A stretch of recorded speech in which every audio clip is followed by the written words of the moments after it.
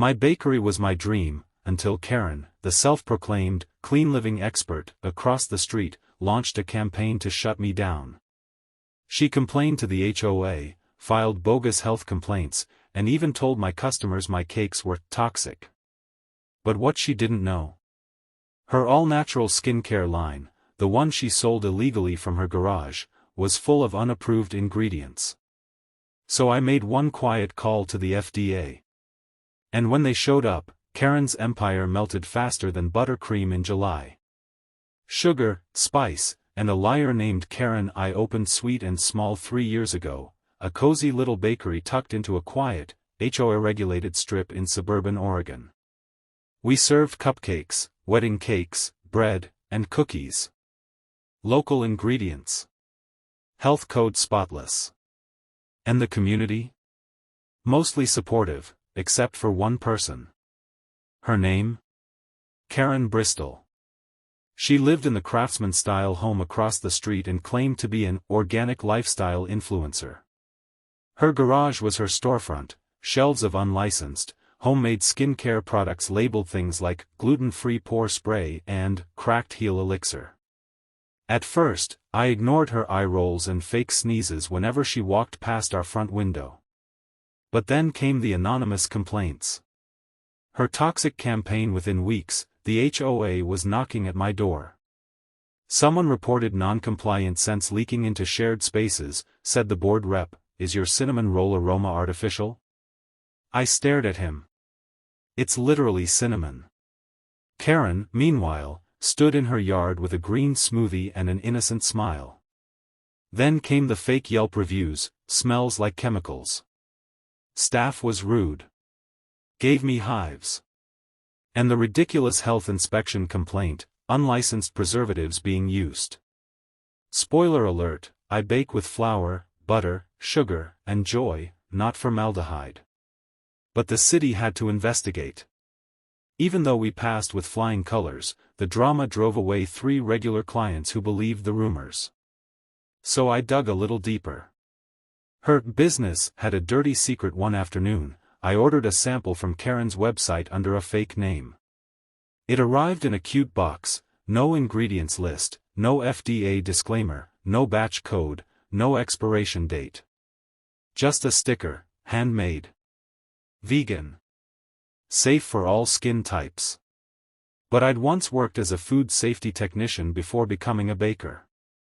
I knew what real compliance looked like. I scraped a bit of her healing rose balm into a sterile container and sent it to a private lab for testing. 2 weeks later, the results came in: unlisted essential oils, unsafe preservative levels, and trace amounts of benzyl alcohol, a restricted ingredient in topical products without labeling. Now I had proof. Not for revenge. For justice. The calm before the clapback. I made one anonymous report to the FDA's Office of Regulatory Affairs, attaching the lab results and photos of her unlabeled products. I also forwarded a copy to the Oregon Department of Consumer and Business Services, where I confirmed she didn't even have a seller's permit. And then I waited. Meanwhile, Karen escalated. She sent a formal letter to the HOA claiming my toxic bakery chemicals were aggravating her asthma. She even asked the board to revoke my commercial kitchen variants. I smiled, thanked her in writing for her feedback, and got back to frosting my triple berry cupcakes.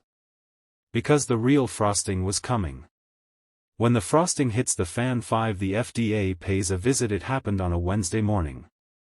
I was setting up the cupcake display when I noticed 2 unmarked sedans pull up across the street. 4 people got out, 2 in business suits, 2 in FDA jackets, and walked straight toward Karen's garage. She was mid-live stream on her porch, talking about cleansing frequencies, when they flashed badges. Karen's smile dropped instantly. I stepped out to water the basil planter, purely coincidentally, just in time to hear her squeal, "You can't just barge in. This is private." One of the agents replied calmly, "Ma'am, you are operating an unlicensed cosmetic manufacturing business, which makes this regulated space, not private. We have authority to inspect." Karen tried to slam the garage door.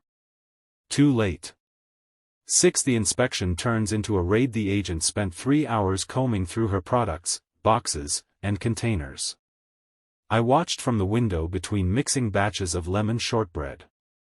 It got worse for her by the minute. They brought out unlabeled jars, expired oils, open chemical containers with no safety seals, even used kitchen Tupperware repurposed for cream storage. That alone was bad enough.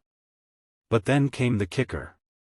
An agent emerged holding a crate marked children's eczema salve, with zero safety testing, zero child use disclaimer, and no dosage info.